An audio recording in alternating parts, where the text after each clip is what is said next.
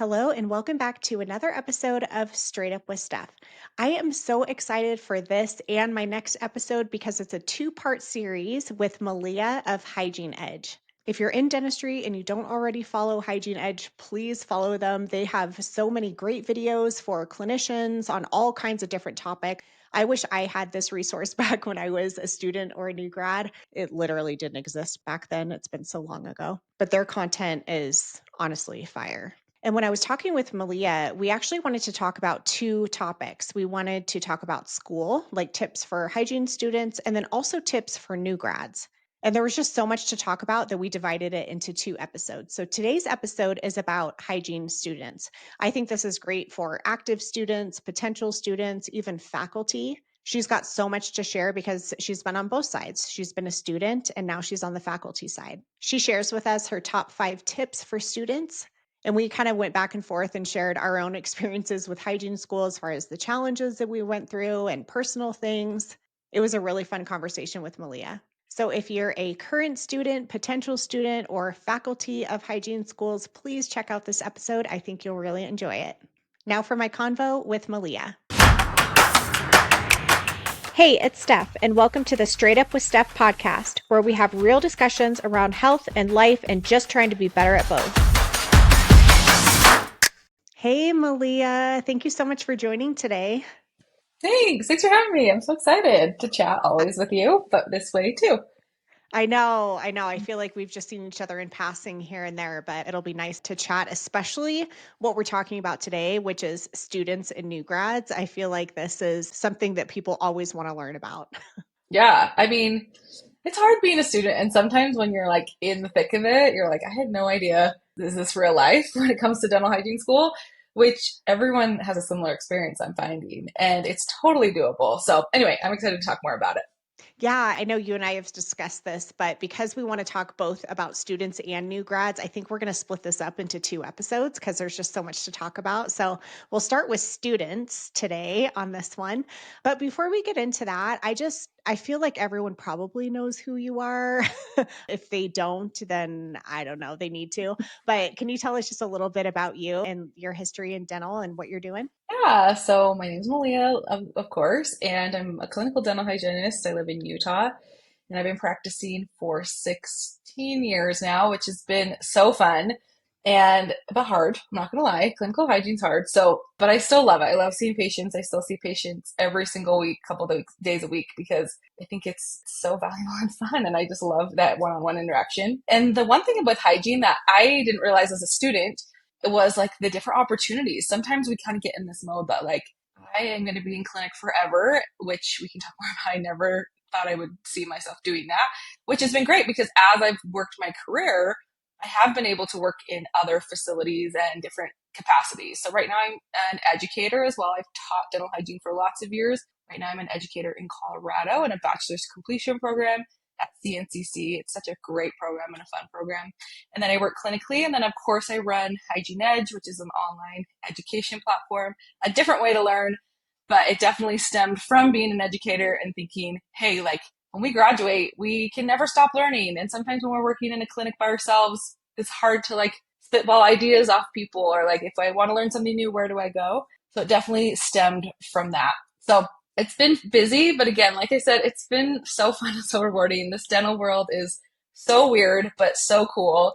There's lots of change and growth, and I'm excited to see what the future holds. So if you're a student and you're listening to this, I'm so excited for you to be in dentistry.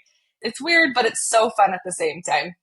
Well, I guess that's a perfect segue into something I wanted to ask you. Like, what would you say to students now, considering the climate of dentistry and how things are changing? I have had multiple students reach out to me on social media and they're like, I feel like I shouldn't have joined this profession. I'm in school right now and like I want to drop out. So, Yeah, what would you say to someone like that? you're not alone. I've heard it a lot too, and especially when there's a lot of negativity around it, it makes it really hard to be positive about something you've put so much time and effort into. And you're like, wait, is this not exactly how it's going to work out? But I think it's an exciting time. It's definitely a winds of change time, which is probably good, especially for hygiene. A lot of times we've been doing the same thing for years and years and years. I think dental hygienists, especially, are can be such a force for change. And like they're the one of the most educated kind-hearted groups of people out there. So smart, too smart sometimes. So I think really as hygienists kind of fit into this new change, we can expand our scope and kind of figure out other ways that we can see our communities help our patients, maybe than the only way we've seen it traditionally in the past. So don't give up on hygiene yet. I think, it's honestly going to work itself out for the better. I'm praying, I'm hoping for that. And also, just if you're in student right now and you're feeling the negativity, just kind of keep an open mind that your career might not look as what you thought, but it's probably a good thing, right? I remember being a dental hygiene student, and I was in my last semester. I was in the very back operatory of my clinic that had no windows, and I was working on my cute patient, which his name is Hector. I don't know if that's a HIPAA thing, but his name was Hector, and it was like his fifth time coming in. And I was like, is this going to be my life for the rest of my life? I'm going to be sitting in this back operatory doing this for 40 years. And I was like, there's no way. I cannot believe that. But going out into the real world, really working with like a team and in a dental office and seeing different aspects of dentistry has made me think, oh yeah, no, I could totally do this for the rest of my life. So keeping that open mind, be like, it might not look like this forever. And that is probably a good thing. So that's the one thing I've really loved about hygiene, is just exploring different opportunities and figuring out how hygienists can benefit so many people in the world. And you're probably going to be in that exact same situation in a couple years after you graduate. Yeah, and I think too, like for students, it might be scary, especially if they're in some of these groups that are like just negative. Yeah. Like I've had to leave some of these groups. It's just too much. But also, it's such an opportunity right now. And if we have all these fresh blood, coming in, super passionate about the field, maybe we can make these changes that honestly we've needed to make for a really, really long time. So I might want to apologize to some of those students for maybe some of the mess that they're going to have to clean up, but I mean, there's such an opportunity for us to be, fully autonomous and have more allowances, I guess, in our scope of practice. It could be a good thing. And I'm trying to reframe it right now because I was stuck in Right. that negativity for a little bit too. Yeah. Oh no. And I mean, yeah, totally. You can totally go down the spiral, especially if Oh, you're yeah. on any online, and because you're going to hear the dramatics. I mean, that's just online in general. You're going to hear the really, really good and the really, really bad. And our brains love to Yeah. focus on the really bad. So yeah, I think just keep working towards it. Don't give up quite yet and kind of feel it out. I mean, it's too hard at this point to drop everything, especially if you've been wanting this career or you've been working for years and you've been studying. It's just like a little bit too early to call it quits. Yeah, and it's still such a great profession, and I personally am still so happy that I picked it. So before we get into like tips and stuff for students, I wanted to just touch on something you already mentioned, which is all the different opportunities that are out there because you do a lot of different things. I know me, I had no idea I'd be doing this when I was in hygiene school. I thought I was just going to be cranking it out in the operatory until I was like 65, and you never know what's going to happen. So what are some of the I don't know, surprising things that you found yourself doing? Yeah, I think it's kind of interesting because, yeah, when you're in school, you're really focused on like your grades, which is your scaling points, right? It's like, it's so unfortunate sometimes that hygiene school is like, how great of a scaler you are is how successful you're going to be. That is not true. I was not an award winning student by any means, but Same. Yeah. I did love school, but I think that sometimes we get really myopic when we're in school, which I get, like totally focus on that and kind of like jump in and you're in the thick of it. But then after, it's nice to, yeah, explore other opportunities. And hygienists, again, we come out with a really great groundwork of schooling, but also life. We work on really tight schedules. We're really good schedule oriented people. We work with kind of a maybe like a little bit more nervous population, right? It's not every person's favorite place to be is in the dental operatory or in your dental chair. So we really have to manage patients and manage people and personalities. So we really get some really great interpersonal skills as a dental hygienist. And you can apply those skills to other aspects, either like a sales role, if you're interested in like learning more of the sales, you can definitely do business and kind of work in those personal skills that you've learned in hygiene into any kind of business, both in dental or out. Education, of course, is huge when it comes to dentistry and really elevating the profession that way. You can work with different companies or brands and help with their marketing. There's just lots of different ways you can implement based on the skills we learn in our operatory, which again, sometimes we're in our four walls and it's like, this is what I do and this is all I can do. But that is totally not true. We have so many soft skills that we learn every hour, that we use every hour, that we can apply to lots of different roles, which is so fun as a hygienist. Like I can picture a hygienist in many different settings and see them excel, which is great. Because with hygiene, it is hard on your body, I'm not going to lie. So that is one advice I do say. I mean, we're going to get into like advice and tips and stuff, but one advice I say for brand new students, brand new grads is from day one you're graduated, you're going to be thinking of maybe potential ways of not working in the operatory. I know that kind of sounds weird and negative because you've worked your whole life to get to that point. But if you end up hurting quickly or you're feeling that burnout really quickly, because burnout in hygiene is very high, the research shows, because we're doing a lot of similar routine and similar patterns throughout the day. So really just having that open mind of like, what else is out there for me? How can I network? How can I connect even from day one of graduation? Yeah, I think that's such good advice. And I like my first, I don't know, 10 or 11 years of practice, I was just like nose to the grindstone, like in my little bubble. I was the only hygienist at this office that I was at for a long time. And man, the burnout hits hard when you're just doing like the same thing. So it's so important to just kind of keep your feelers out and like keep your hands in some different pies just to have some variety for sure. Yeah. And it prevents burnout with like clinical hygiene too. I think if Yeah. I've been doing clinical hygiene for the last 16 years every single day, there'd be no way. I would be done. My Yeah. body would be hurting. I mean, hopefully if I listened to your advice, it wouldn't be hurting. But, you know, like it would just, it's a lot on your It brain. is. It's a lot. So, you know, just having those other little opportunities is sometimes nice. It's kind of tricky, but it's also so worth it because it keeps life a little bit interesting. So, Yeah, and now too with me, so I fill in. Now I don't even have a set schedule at my office. I just am too busy with everything else. But when I go in and fill in, it is such a fun time for me because I'm not doing it all the time, you know? And it's mhm. like I really enjoy seeing patients. I'm like super into what I'm doing. And I'm just like, man, I wonder if more people did this and had more variety, they wouldn't be so burnt out like what we're hearing. Yeah. Yeah, totally. Yeah. Yeah. Yeah. So back to school, I was thinking, I was like, how long has it been since I've been in school? I graduated in 2008, and you're a little bit behind me, right? Sounds like. I graduated in 2009. Okay. So Oh, okay. yeah, Yeah. yeah, Yeah. not too So far. pretty Yeah, much the same. Yeah. yeah, So what were some of your challenges when you were in hygiene school? yeah. I would love to hear yours too. I wonder if they're the same. I think the biggest thing is I actually was talking to some new grads just the other day, a couple days ago, and I'm like, being in the thick of school, it's really interesting.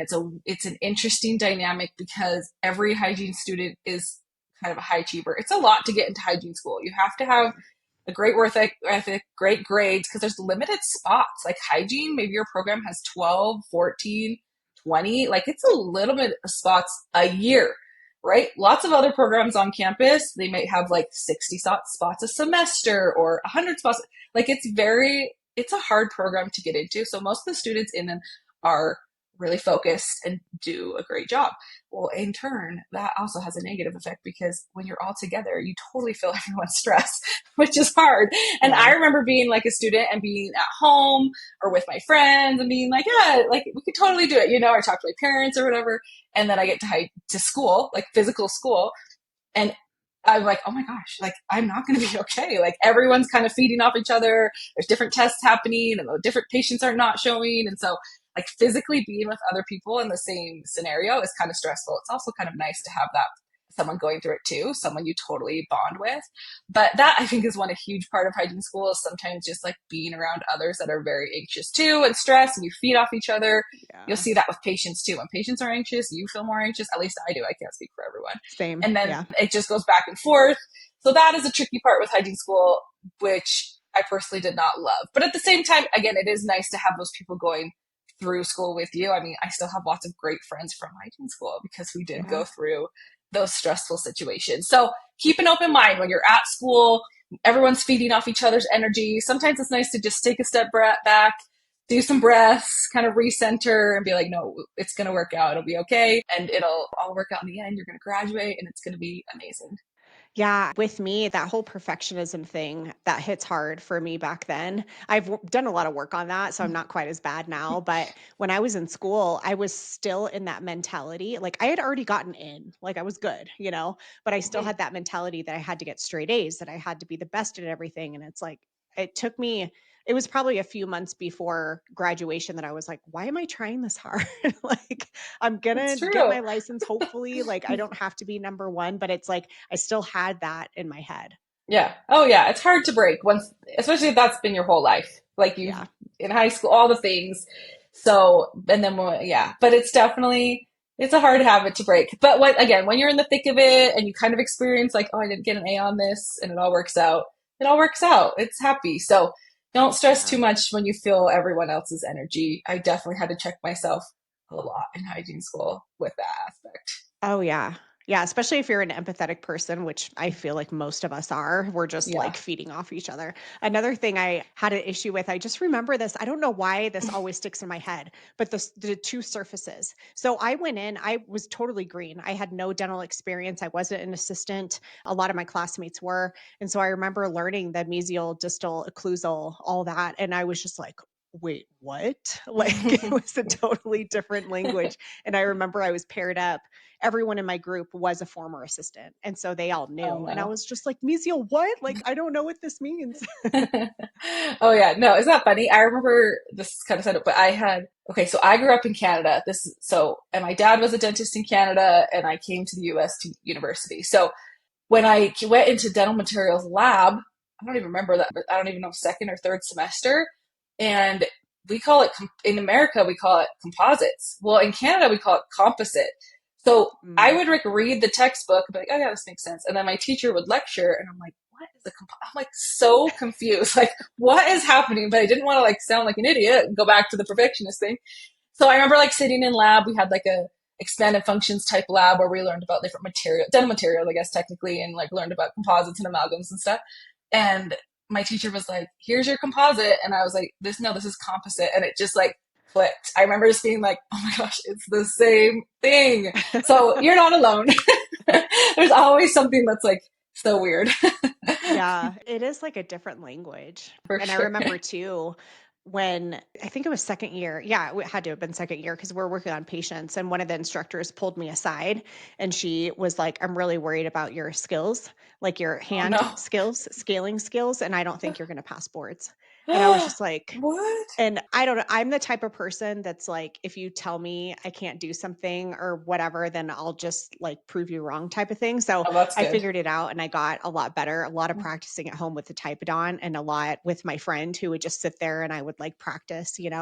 But yeah, I remember that too. Yeah, isn't that funny how like yeah, think about that. Like even phrases that people said in hygiene school that I totally remember, and they probably they don't even bat an eye anymore. So it's interesting what we pick up when we're in these Yeah. situations. So Yeah, for sure. So as far as tips, I'm sure you have so many tips for students. Like if you had to pick the top 5 tips for students, what would those be? yeah, I mean I have a lot, but I I'm think sure. a couple of them are just kind of silly. Like I mean, and it's kind of interesting, like being a student and going through that experience and then being an instructor and seeing it from the other side. And I did it at the same school too, which is Oh, actually kind of fascinating to see both sides because it's like, wait, when I was a student, I didn't realize this connected, or sometimes like there would be rules and I'm like, as a student, I'd be like, why would we have this rule? But then as an instructor, I'm like, oh yeah, duh, like that is why. So I think the biggest ones are just follow the rules. I know that sounds so lame. And when I was young and I wanted to push back, I was like, why do we have to have this certain dress code? Like, why do I have to have my hair completely slicked back? Why? We weren't allowed to wear like earrings or any jewelry. yeah. And I was like, why? Like, why does that matter? But then as an instructor, sometimes it didn't matter, but it is nice to like have everyone on the same page and keep everything uniform. And it's also like as an instructor, when you're looking at students and you see some students like pushing back against these little rules, I understood where they're coming from, but at the same time, they're sticking out for like a negative way, if that makes sense. And like, Yeah. I don't want to focus on the negative with this student. I want to focus on like what's happening positively or like help them with their little things. But if they're pushing back and wanting to like argue, like, I want to wear earrings today. I'm like, oh, we don't have time for this. So just even though the little rules seem so dumb and like so trivial, just push through for those 2 years, wear the dress code, wear the right socks, and then your instructors can really focus on the good things instead of using time to like focus on trying to navigate this student relationship. So I know it's silly, but that stuck out to me as a student. I remember just being like, why does this matter? But then I'm just like, now I realize my instructors were like, well, yeah, stop fighting us on the socks. Just wear the socks. So Yeah. anyway, that's one thing which is kind of annoying. But when you look back, it's like, yeah, those things don't Well, when you matter. have like if you think of your energy, I think I heard this from Taylor Swift actually. She was on a podcast. Perfect. I just saw a little clip of hers and she was like think of your energy as currency and you only have so much of it and it's like just what you were saying. Do you want to waste your energy like bitching about the earrings or the dress code or do you want to like focus on something more important? Yeah, exactly. So when you're there, just really hunker down and focus on what's important for sure. Yeah. And Yeah. another one that I tip with that kind of goes along with that is like, this is so lame too, but like be open and kind with your instructors. I know when you're in a stressful situation, sometimes it's really easy to like put a lot of blame on the instructor or just be like this X, Y, and Z or a lot of negativity towards your instructors. Number one, most instructors, they don't want to be negative to you. They don't want to like they're type A too, right? We don't want to like not Yeah. we don't want to give people bad grades. So I mean there are lots of situations, so I don't want to like discredit anyone's personal lived in experience. But being kind to your instructors is really helpful because number one, it makes the day so much better for both of Yeah. you. And number two, in 2 years, those instructors are now your colleagues. And so a lot of things like opportunities that I have had personally is just from like the connections I've made through my instructors, honestly, Mm. or my friends or my networking. So those instructors are going to they're going to put you up to bat. And a lot of times they're really well connected as well in the community. So that's how I got my first teaching job. One of the instructors, I reached out to him and I said, hey, like, let me know if you ever have like a part-time adjunct, like I'm back in town and I'm interested. And he was like, perfect. We had someone quit this morning. And it was just, I mean, it just kind of worked out and it was meant to be, Yeah. but like it was totally just that connection. I'm sure if I was a student that wasn't kind, not saying I was always kind, but if I wasn't kind to them, they would not recommend me to be a teacher Right. in their Yep. institution. So just keep an open eye with your instructors. They're going through a lot too. And hopefully you can work with each other and kind of balance out that energy again with all the feels. So that would be another one, especially again, like we talked about, if you're looking into other options, they're going to be a great source for networking after you graduate. Another tip You is this always is you sorry. always want to like with relation that's such good advice for like just any relationship you have. You never know when that potentially could come back in the future to help you and so you don't burn bridges. Like Yeah. don't be a And I jerk mean, like totally. I mean, you don't want to live your life being like, what is this connection going to well give me? no, no, no, no. Yeah. Totally. But I think it's important that you never know what's going to happen because of the relationships you've made. So Yeah, I think for just sure. lead your life with kindness is key for all areas of your life, not just hygiene. But along with that, I think a big thing as an instructor, which is funny because when I was a student, sometimes you want to kind of like with the dress code or whatever, you kind of want to get away with little things, or maybe you like didn't probe the whole mouth, and the instructor's like, "Well, where's your probe depths?" You're like, "Oh, they're over here," and you kind of like tell these little white lies. But instructors know, like we can totally tell when someone's not being super honest, and Mm, it just like comes, I don't know, it just again it's kind of tricky as an instructor to be like, oh, I know like they totally skipped this step but they're saying that they did, and then it definitely puts an instructor in a weird position too. So I mean everyone is going to appreciate honesty more than not. As an instructor you can tell honestly when someone is being honest or not, so keep that in mind. I would rather you just be honest in your little day to day clinical things and just be upfront about it. I like remember specific conversations with students being like, a student was like, yeah, I totally did not do that. And I totally said I did. And I like appreciated it so much and just be like, yeah, this is yeah. like a great representation and we can talk about it and things like that. And it was a great learning experience for both of us. And that's what school is. It's a learning experience. You're pushing and pulling and learning new things, learning how to manage relationships. So just keep that in mind, when it's easy to just like push away these little things maybe that you don't want to do. Being honest with your instructors is key. And again, that will help with networking eventually too.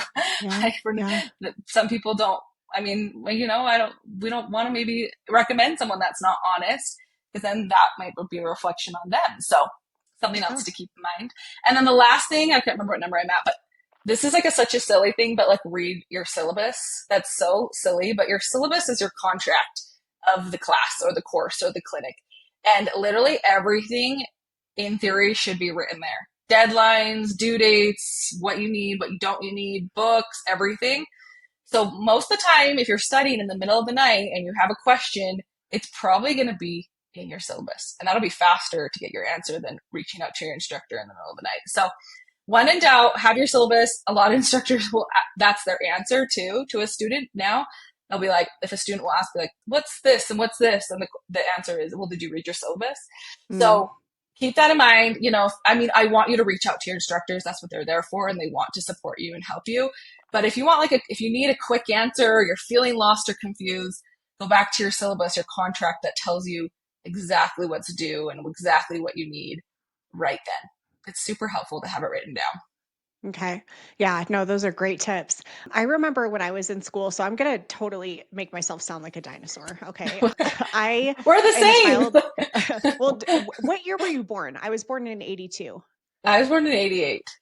Okay, So, so but not I that. didn't grow up with a cell phone. I didn't even have the internet. I didn't have the internet or an email until I think I was a junior or senior in high school. I did Yeah. not have a cell phone when I was in hygiene school. I think I got one towards the end. So, anyway, all that to say, I didn't really have access to social media. I mean, it didn't exist for a lot of that time. Right. But I feel like a lot of people now are turning to things like social media to learn more or for some outside resources. So is that I obviously I know Hygiene Edge. You make Yeah. a lot of content for people, but is that something you recommend for students to just like boost their learning? So, yes and no. Yes, if it's research based and it's coming from a great source, Hmm. I think that's important to look at, like where the source is and where it's coming from. I mean, that's just important with any media, is just kind of breaking down who's saying it and why, what's the why behind it, and then what's the research, especially in dentistry. So yeah, I think it's great. It's a great way to learn something new. It's a quick way, which today's learner, loves something really, really quick and easy to comprehend and bite size down. But I do want to kind of put a caveat on that, because not all people teach things the same way, if that makes sense. So, like the H67 instrument, it is taught different ways depending on where you go to school. Some schools and some textbooks teach you like this cutting edge for this side of the tooth, some teach the opposite. So, you kind of have to keep an open mind, because if you read something or see something online, it might not be what your pass off or your process evaluation is asking you to do. And then once you graduate, you can do whatever. But if you're passing something off, I would definitely refer back to like your actual school materials and just double check it, make sure you're following exactly what their process evaluation is from, because process evaluations are based off textbooks that your school uses, and not every school uses the exact same textbook. And they're pretty uniform, but there are little things that are slightly different. So that's always like so heartbreaking for me when a student reaches out to Hygiene Edge and they'll be like, I did exactly what you said, and I still failed my process evaluation. And it's usually because they teach it a little bit different and they're looking for Mm, little different things. So I think it is important to take information from lots of places, kind of digest it, read the research behind it, but also while you're in this thick of being graded a very specific way, kind of pull back a bit and really focus on what your instructors are doing. I mean, like a lot of instructors use the Hygiene Edge videos. That's great. That's yeah. perfect. But then some are like, no, we want things done this certain way, or this is our certain process evaluation. So make sure you just read that before you take any test. I think that's important. Okay. Yeah. Yeah. I think that's good advice. Just always, I mean, always, regardless of where you're at in life, consider the source, right? Especially on Yeah. social media. Oh, for sure. Yeah. Is that why you created, or well, you and your partners, is that why you Hmm. guys created Hygiene Edge, was just to create more like visual educational content? Because your guys' videos, I wish I had those back when I was in Yeah. hygiene school. Yeah, it totally started selfishly. It was like, because hygiene's such a muscle memory skill, Yeah. and it's really hard to read something and then apply it to your life, especially like read and then, especially if you're a visual learner, audio learner, it's hard to read the textbook and then try to practice it online or on a type it on or whatever. So that was always tricky as an instructor to be like, oh, you've been practicing all weekend incorrectly. And now we have to break that muscle memory and retrain your brain and again, which is really, really frustrating for everyone. Like, that's so hard. So we started just filming ourselves teaching skills like, so we didn't have to like say the same thing 1,000 times, or like our Mhm. students would be able to watch something at home and be like, okay, this is how we're teaching it. This is how I can practice on my type it out at home. Now I come in on Monday and I can ask questions and do, have a different learning experience. And then, so it was for the student, it was for like our students. But then it kind of just blew up. Like a lot of people were like, we want more videos, or we really want to see videos, because really when we started doing it, the only ones online were like real old. Like people were wearing gloves, like in the videos. Like Mm. they were really, the techniques were a little bit older, and the skill, it was just like a lot. So there was definitely a need of having short, helpful videos teaching in a different way than it had traditionally in the past. Because again, when we started doing it too, the learner style was definitely changing. Social media was more popular. So people were really visual, really, they wanted things short. And then the videos that came with textbooks are usually like 20, 30-minute long for one instrument, Mm. which are really great. I would recommend watching them because they really break down things specifically. But if you are a 7-second learner, which today learners are, that Yeah. 20 minutes feels like forever. So yeah, that's just kind of how it started, is just purely selfishly. So our students would not ask us the same question 100 times, but then also, so we didn't have to like break the news, like, oh, you did this wrong and now we have to change it. And it just makes the education process a little bit more streamlined. So Well, it's just nice to have something to refer back to. Like, even I think of with baking, I'm teaching myself all these baking things, cute. and it spent a lot of time on YouTube just looking at baking videos. But it's so nice to like go through step by step and then be like, okay, what they say again, and go back a little bit and watch it again. And it's the same with your videos. I'm sure students are just like, okay, wait, what did she say? And then they can practice along with you. I Yeah. found that with a video I created. I don't create a lot of long form on YouTube, but I did one on indirect vision. And that's one of my most popular videos. And that was one of the hardest things that I had to learn when I was in hygiene school was indirect vision. And it's just nice to have a video, something like that, that you can refer back to. Yeah. Oh, for sure. I love a video. I love a DIY. I mean, Yeah. I actually, this is a side note, but I have had hygienists say, like, you should take all your videos down because people are DIYing their dentistry, which I don't know if that's true, but hopefully not. I'm like, Oh, they're going to like learn it. They're going non-dental. to, yeah, Yeah. yeah. Which I'm like, they're going to learn it somewhere, or they'll do it wrong. I don't know. There's a two-edged sword for that. But Yeah. it is nice to have something like a visual representation of what to do and what not to do. And especially not even when a student, like I remember just being a clinical hygienist working in my operatory, like you said, maybe you're the only hygienist and you don't really have anyone to bounce ideas back off of. You're only seeing a certain patient population. So it's kind of fun to see what else is out there, what people are doing, helpful things to make your life easier when you might not have that in your everyday life. So it Yeah. just, you can just imagine hygiene just like your hygiene friend that can help support you in your clinical day. Yeah, it's awesome. Do you recommend for students things like board reviews? I never did that, but is that something you tell them to do? This is so hard because it's, we're not all one size fits all. So Mm. I do think they're beneficial, but I think your learning, hopefully you kind of know your learning style and your studying style by the time you get to boards. Like I had friends and I've had students that like spend 2 weeks and they just study like crazy and they take written boards and that's it. And then I've had some students that study for the whole year, and then take boards and they pass. So it definitely depends on your learning style and Mhm. what really resonates with you. A review is kind of nice. I took one and I kind of really loved it because it goes through all the information in like a weekend, and it really helped me point out like, oh, I don't remember this, or like this section or radiology, I really need to focus on that. So I made lots of notes on like what seemed weak in my brain at that point. But it definitely isn't necessary. I think Yeah. you have all the information from your schooling. You have all the textbooks that they make the test questions off of.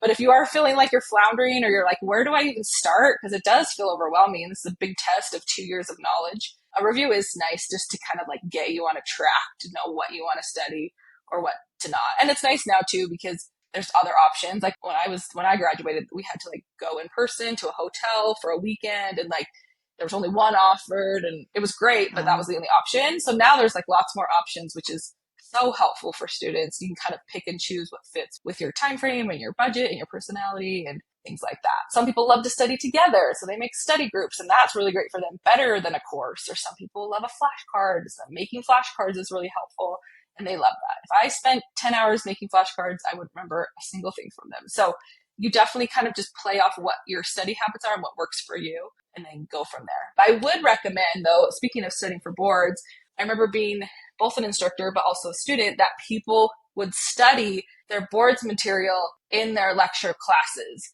which it makes sense. You're really focused on like a certain topic, but at the same time, whatever your teacher is lecturing on, that is still boards material. So Mm. I want, like, focus in your class if you can. You're going to really pull a lot of information from your courses as well. And then you can take that to your study outside of class. And it's kind of interesting too. Like if you start studying a couple, however long before, you can apply what you're doing in your studying to like your patients and then vice versa. Like you see something in a patient and you can apply it to your national board studying. And I think that is important for learning, is just applying what you're doing to different areas, and that will really solidify in your brain concepts that you might not get from just reading. So that's another great reason for video, is it's going to apply what we're reading in a different way and trigger different areas in our brain. So don't write off class yet when you're in the last semester. Don't just give up on class and focus on boards, because really they're still talking about things that will be on boards. Yeah. Were there any other like outside resources that helped you when you were in school? I think just having a great support system, a couple good Yeah. friends, is really nice. Just to have Yeah. someone to bounce ideas off of, or kind of just like if you need to step away from hygiene school. I mean, I had lots of really great friends in hygiene school, and then we had a great group outside of hygiene school. So that's really helpful and nice. And just remember that there is a light at the end of the tunnel. Still have a life when you're in hygiene, which sometimes it doesn't feel like you do, especially if you're working and in school. It's a lot. It's hard to have a life outside of those two, but having a little bit of fun is really helpful too, to make it through your hygiene days. I remember my last semester of hygiene school, the highs are real high because you're passing boards and I had great friends and like all these things. And then the lows are real low, like when you don't pass something or your patient doesn't show. But I mean, I have great memories of the last semester of hygiene school, just because maybe that juxtaposition, like the lows are real low. So it's a fun time. Totally embrace it and you'll make it through. You know, everybody does. There's a light at the end of the tunnel, and once you're through it, you're going to look back with maybe some hard memories, but also some really fond memories as well. Yeah, and just that satisfaction, of completing something so hard, especially something that maybe you didn't think you were going to make it, and then you do, and then you get that confidence boost or whatever. Yeah, it's good. But it's so good, so important to have a support system. I wasn't even thinking about that, but you're so Oh, right. I'm like, what else? I mean, yeah, totally. Other resources. I mean, I feel like hygiene school is so different than that when I went there. It's like totally different world now. So Yeah. just with the online and social media and phones and all the things like you said, that wasn't even utilized back then. So yeah, just a great support system. Yeah. Yeah, That and good knowing time. that it's gonna be hard and it's gonna Yeah, suck at times, and everyone's going through that, so it's okay. yeah, it's okay. Yeah. Do you have any tips on building confidence? I know that's a big thing, especially like coming up to boards. I'm sure there's a ton of second guessing and imposter syndrome and all that. Oh my gosh, I wish I had a good answer to that because I still have that. So I think, yeah, just pull back, like, and kind of like get a bigger view of what's happening and being like, okay, I totally excelled and was successful in these different aspects, and I can apply it to what's happening next in my life with boards or patients or clinical boards or anesthesia or whatever you're in the thick of. So really pulling from your past experiences is helpful. Again, a support system is really nice for that. But I wish I had a great practice, lots of practice. Yeah. Honestly, that's the biggest thing, is just tons of practice. If you're feeling nervous about a certain skill, go over it, say it out loud, practice it on your own time, and that will really help make it hopefully a little less nervous when you go into your exam or whatever. Because, confidence is tricky. It's definitely for me at least, it's a lifelong battle of like learning Yeah. and growing from and reflecting. And so it's okay if you're not 100% confident, but practicing it would be so helpful to position your brain to kind of set you up for success. Oh yeah, the more practice, the better. I know for me, like obviously boards, I don't have to worry about that. But like speaking events, if I'm delivering a new program, I will practice. Like sometimes I'll video myself so that I can watch it, not from a vanity thing. It's just like to catch what I'm doing. Also listening, like I would voice record sections that I didn't have nailed down, and then I would listen to them because like what you were saying, if your senses are getting the information in different ways, it like solidifies in your brain a little bit more. But the more practice, the better. Yeah. And video is great too. I mean, I wish like every hygiene school had cameras, like to record yourself doing certain Mm, skills because watching yourself, I mean, athletes do it, like performers yep. do it. They watch their playback, which is like sometimes hard, but it's so fascinating. You realize a lot about yourself as you watch yourself back. I know personally, even as a clinical hygienist graduating, filming myself to teach things, I was like, oh my gosh, like this is what it looks like. Like it totally Yeah. was great feedback for me as a clinician, be like, oh, I need to do this different or I need to position this different so it's more effective. So if you're feeling real brave, you can totally pull out your phone on your type it on, film yourself, even sometimes from like a little different angle, not just like straight on. Sometimes that's nice to just see a different angle, how your instrument's wrapping or the shank of your instrument, how it's lined up with the tooth. I think again, video is such a great feedback mechanism that we can use to learn. So And we anyway, all have that's my access hope. to it, and it's Yeah, free. that's true. Yeah, that is so nice now. I know. I wish every school had like a requirement to like film yourself because also that's going to give you like a more true representation as and if someone's watching you. It's so stressful when someone's watching you, like an instructor. So it'd be so great to just film it and then give feedback off the footage. But anyway, that's above me. Maybe one day. No, I think that's great. I know, like with when I'm doing assessments, even when I was trying to learn ergonomics on myself, I would have someone video me or take pictures of me, and you learn so much. It's humbling, Yeah. Oh but yeah. you learn so much from seeing yourself in that way because you don't ever see yourself from that angle. Yeah, it's definitely interesting. It's definitely hard sometimes. And you're like, this is me. Is But this what I it's look it's like? great. Like, wait, what? I'm like, I don't think it's normal. Actually, I read this study that was like, we look at ourselves too much. Anyway, that's neither here nor there because Hmm. never in history have we seen ourselves so much.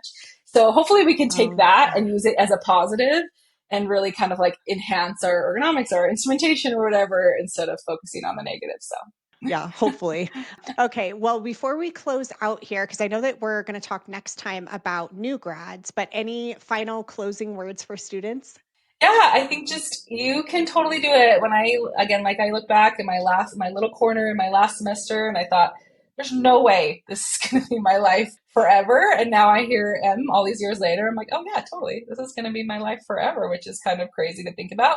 So you can totally do it. Just know that scaling is not going to be your life forever. There's so many aspects of dentistry. I mean, you learn them here on your podcast, which are amazing. There's so many amazing episodes to learn about it. And just there's so many other opportunities outside of your little room number 3 or whatever you're in. Yeah. And I'm so excited for you to join the profession.